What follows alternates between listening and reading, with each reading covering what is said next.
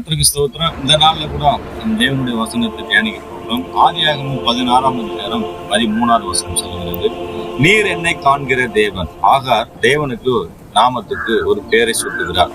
அவள் இருந்த வேதனையான சூழ்நிலைகளை, கண்ணீரின் பாதைகளில் இருக்கும்போது, தாகத்தால கதறும் போது, அழுகும் போது கர்த்தர் அவளுடைய அழுகுறலை கேட்டு அவளை கண்டார்.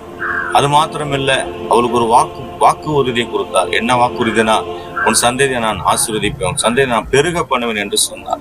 11வது வசனம் சொல்லுகிறது, அவளுடைய அங்கலாய்ப்பை அவர் கண்டார் என்று சொல்லுகிறது. எனக்கு அன்பான தேவ பிள்ளைகளே, உங்க வாழ்க்கையில வெறுமையான சூழ்நிலையா, கஷ்டத்தின் பாதையா, உங்க வாழ்க்கையில பெரிய அங்கலாய்ப்பு காணப்படுகிறதா?